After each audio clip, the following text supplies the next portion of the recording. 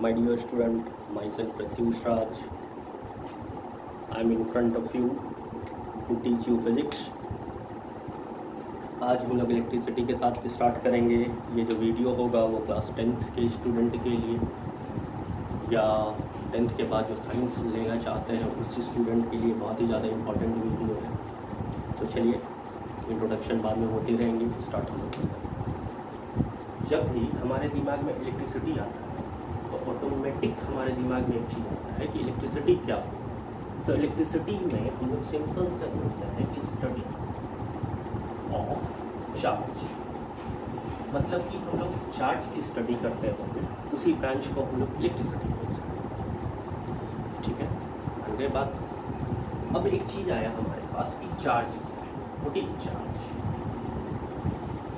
क्या कोई मैटर है, कोई चीज़ होता है, कोई ऑब्जेक्ट का नाम चार्ज है? तो बिल्कुल नहीं। चार्ज एक इंट्रिंसिक प्रॉपर्टी होता है मैटर का। इंट्रिंसिक प्रॉपर्टी कहने का मतलब हुआ कि जो कहीं बाहर से नहीं लाया जाता है, उस मैटर में खुद पहले से मौजूद होता है। तो चार्ज क्या है? चार्ज एक फंडामेंटल कैरेक्टरिस्टिक है मैटर का, जिस कारण से वो किसी दूसरे मैटर पे, पार्टिकल्स पे फोर्स को अप्लाई करता है, उसी को हम लोग क्या नाम देते हैं? तो चार्ज। ठीक है, charge is nothing. What is charge? Charge is fundamental characteristic of matter due to which it can exert force on other matter. ठीक है, तो चार्ज क्या है? कुछ भी नहीं, फंडामेंटल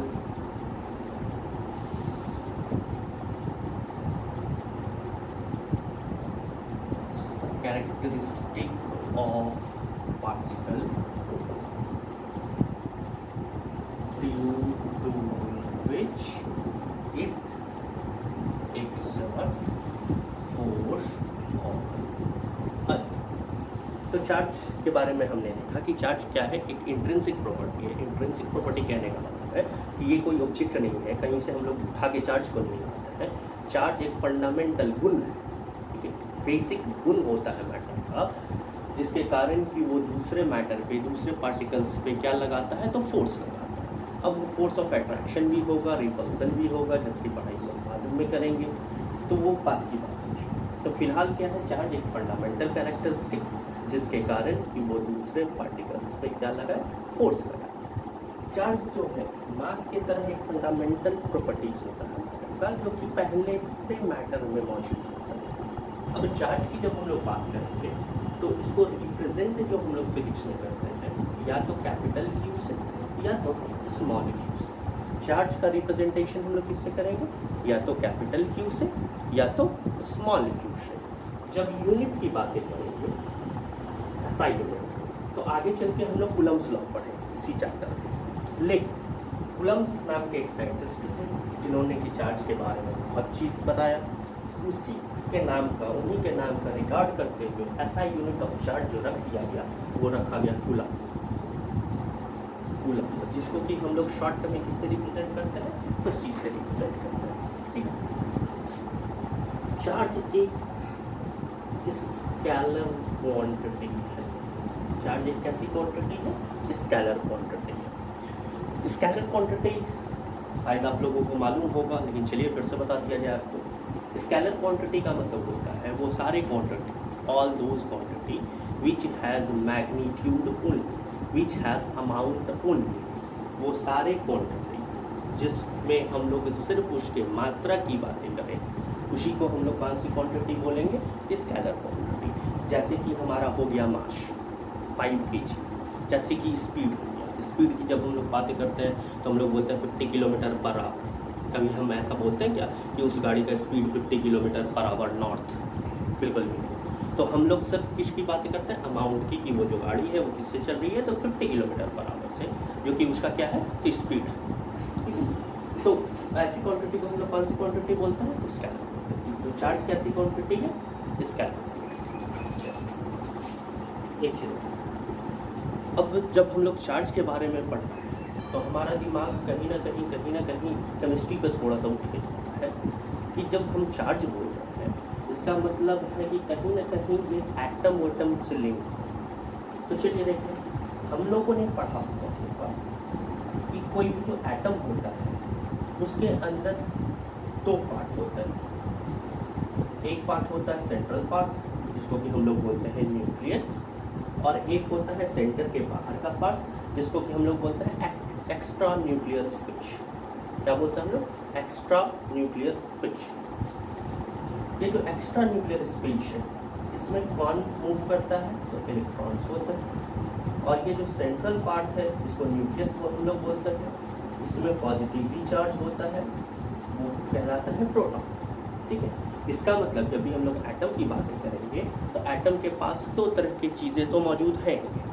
ठीक है, एक इलेक्ट्रॉन जो कि न्यूक्लियस के बाहर होता है और प्रोटॉन जो कि सेंट्रल पार्ट न्यूक्लियस में होता है। इसका मतलब जब भी हम लोग चार्ज बोलते हैं चार्ज, तो हमारे दिमाग में ये दो चीज़ आता है, एक इलेक्ट्रॉन और एक प्रोटॉन। इलेक्ट्रॉन को हम लोग निगेटिव चार्ज बोलते हैं, अब प्रोटॉन को हम लोग पॉजिटिव चार्ज बोलते हैं। ठीक है, इलेक्ट्रॉन का जो मैग्नीट्यूड वैल्यू होता है, एक इलेक्ट्रॉन के ऊपर जो चार्ज होता है वो होता है 1.6 इंटू 10⁻⁻19, और यूनिट चार्ज का क्या होता है? तो कूलम। चूँकि ये नेगेटिव चार्ज है इस कारण से हम लोग आगे इसके कौन सा साइन लगा देते हैं? तो नेगेटिव साइन लगा देते हैं। और एक प्रोटॉन का जो वैल्यू होता है सेम एक इलेक्ट्रॉन के इक्वल ही होता है, लेकिन चूँकि ये पॉजिटिव चार्ज है इस कारण से हम लोग इसके आगे कौन सा साइन लगा दें? पॉजिटिव। ये पॉजिटिव और नेगेटिव सिर्फ रिप्रेजेंट कर रहा है कि ये किस टाइप का चार्ज है। ठीक है, अगर हम लोग मास की बातें करें तो एक इलेक्ट्रॉन का जो मास होता है वो होता है हमारे पास 9.1 इंटू 10⁻31 kg, और एक प्रोटॉन का जो मास होता है वो होता है 1.67 इंटू 10⁻27 kg। ठीक है, यहाँ तक चलिए।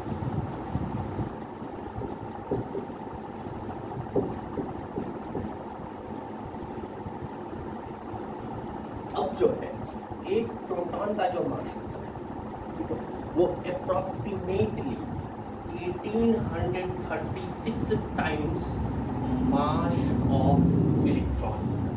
मतलब कि एक प्रोटॉन का जो मास होता है वो लगभग एक इलेक्ट्रॉन के मास से 1836 या आप कह सकते हो 1840 गुना ज़्यादा भारी होता है एक इलेक्ट्रॉन। ठीक है, यहाँ तक बात। चलिए एक चीज़, तो जब हम लोग चार्ज की बातें कर रहे हैं तो फिलहाल तक हमने पढ़ा है कि चार्ज क्या है, तो कुछ भी नहीं, एक फंडामेंटल कैरेक्टरिस्टिक होता है कोई भी मैटर का, मतलब कि इंट्रिंसिक प्रॉपर्टी होता है कोई मैटर का जो कि कहीं बाहर से नहीं आता है, और वो कैरेक्टरिस्टिक के कारण वो क्या कर पाता है, तो किसी दूसरे ऑब्जेक्ट को अपनी तरफ या तो खींच पाता है या तो पुल कर पाता है। ठीक है, या पुश कर पाता है, उसी को हम लोग क्या नाम देते हैं? तो चार्ज। ओके, जब हम लोग चार्ज के बारे में बात किए तो हम लोग यूनिट के बारे में बात किए। यूनिट इसका क्या है? तो कूलम है। ये कैसी क्वांटिटी है? तो स्केलर क्वांटिटी है। चार्ज दो तरह के होते हैं, नेगेटिव और पॉजिटिव। नेगेटिव की जनरली जब बात करते हैं तो नेगेटिव का मतलब हो गया एक इलेक्ट्रॉन। एक इलेक्ट्रॉन के ऊपर कितने चार्ज है? तो नेगेटिव 1.67 इंटू 10⁻⁻19, और यूनिट होता है कूलम, और मास इसका है 9.1 इंटू 10⁻31 kg। एक प्रोटॉन जो है उसको हम लोग पॉजिटिव चार्ज बोलेंगे। इसका मैग्नीट्यूड सेम एक इलेक्ट्रॉन के मैग्नीट्यूड के इक्वल होता है, बट एक पॉजिटिव साइन लग जाता है, और मास 1.67 इंटू 10⁻⁻27 kg। चलिए समथिंग हो गया। एक प्रोटॉन जो होता है वो लगभग कितना गुना ज़्यादा भारी होता है? तो एक इलेक्ट्रॉन से लगभग 1840 टाइम्स हेवियर होता है अप्रॉक्सीमेट। अब एक चीज़ जो कि हमको बहुत अच्छे से समझना है कि हमारे पास जो सबसे छोटा चार्ज मौजूद है, वैसे तो और भी है, लेकिन इंडिपेंडेंटली जो एग्जिस्ट कर सके वो सबसे छोटा जो चार्ज है हमारे पास वो होता है चार्ज ऑन एन इलेक्ट्रॉन। इसका मतलब कि सबसे स्मॉलेस्ट चार्ज जो कि एग्जिस्ट कर सकता है इंडिपेंडेंटली वो कौन सा है? तो ये चार्ज जो कि एक इलेक्ट्रॉन के ऊपर का होता है।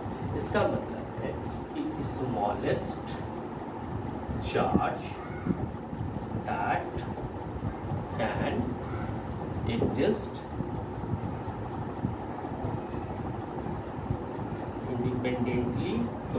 है चार्ज ऑन एन इलेक्ट्रॉन, जो कि है हमारे पास 1.6 इंटू 10⁻⁻⁹ और नेगेटिव साइन रिप्रेजेंट किसको कर रहा है, तो ये नेगेटिव चार्ज को रिप्रेजेंट कर रहा है। इसका मतलब हम लोग इलेक्ट्रॉन के ऊपर के चार्ज को क्या हम लोग बोल सकते हैं क्या, fundamental unit of charge. Fundamental का मतलब हुआ बेसिक। क्या हम लोग एक इलेक्ट्रॉन के ऊपर के चार्ज को बोल सकते हैं कि ये एक सबसे बेसिक चार्ज होता है? बिल्कुल हम लोग बोल सकते हैं। तो चलिए, ये तो था हमारा लगभग चार्ज का इंट्रोडक्शन। अब थोड़ा और आगे बढ़ता है। हमने अधिकतर सुना है कि चार्ज बढ़े, निगेटिवली चार्ज बढ़ी या पॉजिटिवली चार्ज बढ़ी। अब थोड़ी समझने की कोशिश करते हैं। मान लीजिए आपके पास कोई भी एटम है, ये रहा एटम, ठीक, मान लीजिए ये रहा सेंट्रल पार्ट जिसमें कौन होता है, तो प्रोटॉन होता है, और ये बाहर का पार्ट जिसमें कि कौन मूव करते रहता है, इलेक्ट्रॉन मूव करते हैं। चूँकि इलेक्ट्रॉन जो होता है वो 1840 टाइम्स लाइटर होता है प्रोटॉन से, तो जब भी हम लोग इसको थोड़ी भी एनर्जी दें, थोड़ी भी अगर हम लोग एनर्जी इसको दे दें या खुद के सराउंडिंग से जब एब्जॉर्ब करने का एनर्जी, तो वो एनर्जी के कारण या तो इलेक्ट्रॉन का एमिशन हो जाता है, इलेक्ट्रॉन निकल जाता है, या नहीं तो कुछ इलेक्ट्रॉन को हम एटम के अंदर ला सकते हैं। अब थोड़ा सा समझते हैं। मान लीजिए ये कोई भी एटम के पास इक्वल नंबर ऑफ इलेक्ट्रॉन और प्रोटॉन होता है। इसी कारण से कोई भी एटम जो है इलेक्ट्रिकली क्या कहलाता है, तो न्यूट्रल कहलाता है। क्यों ऐसा? क्योंकि कोई भी एटम के पास इक्वल नंबर ऑफ इलेक्ट्रॉन और प्रोटॉन होता है। इलेक्ट्रॉन और प्रोटॉन दोनों का मैग्नीट्यूड सेम होता है, लेकिन दोनों अपोजिट चार्जेस होते हैं। और हम लोगों ने पढ़ा चार्ज कैसी क्वांटिटी है, तो स्केलर क्वांटिटी है। स्केलर क्वांटिटी का मतलब है कि चार्ज को मैथमेटिक्स की तरह जोड़ेंगे हम लोग। तो जोड़ने का मतलब हुआ कि अगर सेम निगेटिव और सेम पॉजिटिव है तो उसका जो टोटल सम होगा वो कितना हो जाएगा, तो 0। इसका मतलब कोई भी एक एटम के ऊपर जो न्यूट्रल चार्ज होता है, जो नेट चार्ज होता है, वो कितना होता है, तो 0, जिस कारण से एटम को हम लोग क्या बोलते हैं, तो न्यूट्रल बोलते हैं। तो जब हमने इसको एनर्जी दी, अब मान लीजिए ये इलेक्ट्रॉन इससे निकल के बाहर आ गया, ठीक है। अब जैसे ही ये इलेक्ट्रॉन बाहर आ गया, तो इसमें जो है प्रोटॉन तो अंदर में बंद है, प्रोटॉन में तो कोई चेंजेस नहीं आया, लेकिन इलेक्ट्रॉन क्या हो गया, एक निकलने से कम हो गया। इसका मतलब नंबर ऑफ प्रोटॉन जो हुआ वो इंक्रीज कर गया, किससे, नंबर ऑफ इलेक्ट्रॉन से। नंबर ऑफ प्रोटॉन इंक्रीज हो गया इसके नंबर ऑफ इलेक्ट्रॉन से, जिस कारण से अब ये जो एटम है पूरा का पूरा, ये क्या हो गया, पॉजिटिवली चार्ज। अब ये क्या हो गया हमारा, पॉजिटिवली चार्ज। अब समझने की कोशिश करते हैं। अच्छा, इससे इलेक्ट्रॉन निकला, ठीक है, इलेक्ट्रॉन निकला तो चार्ज निकला। क्या इलेक्ट्रॉन के पास मास है क्या, बिल्कुल नहीं। तो अगर चार्ज गया तो साथ में क्या गया, मास भी गया। इसका मतलब पहले ये जितना भारी था अब क्या हो गया, उससे हल्का हो गया। इसका मतलब है जो भी पॉजिटिवली चार्ज बॉडी होगा उसका मास जो होता है वो डिक्रीज कर जाएगा। वो क्या कर जाएगा, डिक्रीज कर जाएगा। व्हाट इट, शायद आप समझ गए होंगे। चलिए अब देखते हैं फिर से। मान लीजिए ये कोई भी एटम होता, आप किसी भी इलेक्ट्रॉन को उठा के ला, मान लीजिए अगर ऐसा होता, पहले तो आपके पास इलेक्ट्रॉन और प्रोटॉन दोनों इक्वल नंबर में थे। अब आपने क्या किया, एक इलेक्ट्रॉन को उठा के लाए, इसका मतलब है इलेक्ट्रॉन का नंबर बढ़ गया। इसका मतलब हुआ कि प्रोटॉन से ज़्यादा कौन हो गया, इलेक्ट्रॉन हो गया। अब इलेक्ट्रॉन ज़्यादा होने के कारण इलेक्ट्रॉन का चार्ज क्या है, नेगेटिव। इसका मतलब ये जो बॉडी हुआ, ये जो पार्टिकल हुआ, ये जो एटम हुआ, वो कैसा चार्ज हो गया, नेगेटिवली चार्ज, ठीक है। अब इलेक्ट्रॉन आप ला रहे हैं, क्या इलेक्ट्रॉन के पास मास है, बिल्कुल है।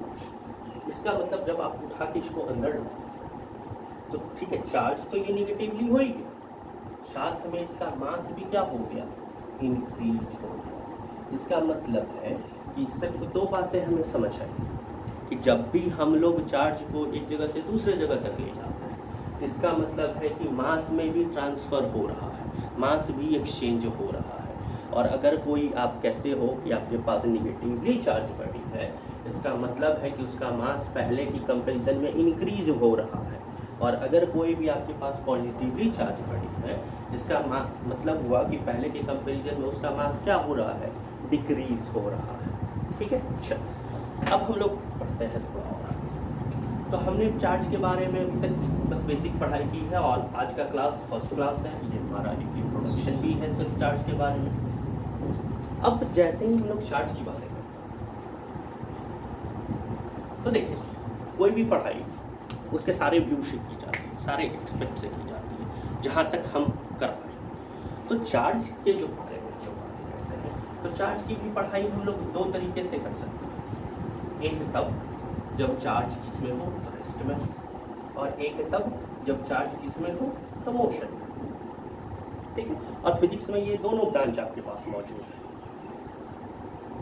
जब चार्ज रेस्ट में, फिजिक्स के उस ब्रांच को हम लोग बोलते हैं इलेक्ट्रोस्टैटिक्स। और जब चार्ज मोशन में हो, उस ब्रांच को हम लोग बोलते हैं इलेक्ट्रोडायनेमिक्स। ठीक है, हमको मेनली अभी करंट इलेक्ट्रिसिटी हम लोग पढ़ रहे हैं, इस ब्रांच के बारे में थोड़ा सा पढ़ना है, लेकिन चलिए थोड़ा सा इंट्रोडक्शन देखते हैं। इलेक्ट्रोस्टैटिक, ये जो वर्ड इलेक्ट्रो आपको दिख रहा है, इलेक्ट्रो, इसका मतलब होता है चार्ज। और ये जो स्टैटिक वर्ड दिख रहा है आपको, इसका मतलब होता है रेस्ट। इसका मतलब है फिजिक्स का वो ब्रांच जिसमें हम लोग चार्ज एट रेस्ट की पढ़ाई करें, या रेस्ट चार्ज के कारण अराइजेस पोटेंशियल, फील्ड, इन सब की पढ़ाई करेंगे। उसी ब्रांच को हम लोग क्या नाम देते हैं, तो electrostatics. Electrostatics is a branch of physics in which we deal about charge at rest and the potential और field arises due to static charges. फिर से आप अच्छे से सुन लीजिए। इलेक्ट्रोस्टैटिक्स का मतलब हुआ a branch of physics, physics का एक ऐसा ब्रांच इन विच, जिसमें कि वी डील्स या we study about charge at rest और द फील्ड और potential arises due to static charges. और इसकी पढ़ाई हम लोग किसमें करते हैं, तो इलेक्ट्रोस्टैटिक्स। दूसरा है हमारा इलेक्ट्रोडायनेमिक्स। इलेक्ट्रो का अगेन मतलब हो गया चार्ज, और डायनेमिक्स का मतलब हो गया मोशन। इसका मतलब हुआ एक फिजिक्स का ऐसा ब्रांच जिसमें हम लोग चार्ज इन मोशन की पढ़ाई करेंगे। उसी ब्रांच को हम लोग नाम देते हैं इलेक्ट्रोडायनेमिक्स। उसी ब्रांच को हम लोग क्या नाम देते हैं, electrodynamics. A branch of physics in which we study about charge in motion. इसमें मेनली हम लोग पढ़ते हैं इलेक्ट्रिक करंट की पढ़ाई, जो कि आपको पढ़ना है। आपका नेक्स्ट चैप्टर है moving charge in a magnetism. Moving charge in a magnetism, इसकी भी हम लोग पढ़ाई करेंगे इसमें। ठीक है, तो हमारा जो 10th क्लास का ये दोनों चैप्टर है, जो कि दोनों का दोनों हमको पढ़ना है, एक इलेक्ट्रिक करंट के बारे में और दूसरा मैग्नेटिज्म के बारे में। दोनों फिजिक्स के कौन से ब्रांच में आएगा, तो इलेक्ट्रोडायनेमिक्स में आएगा। ठीक है, चलो ये आप लिखना चाहें तो खुद से लिख सकते हैं इसको। अब आते हैं हम लोग प्रॉपर्टीज ऑफ चार्ज।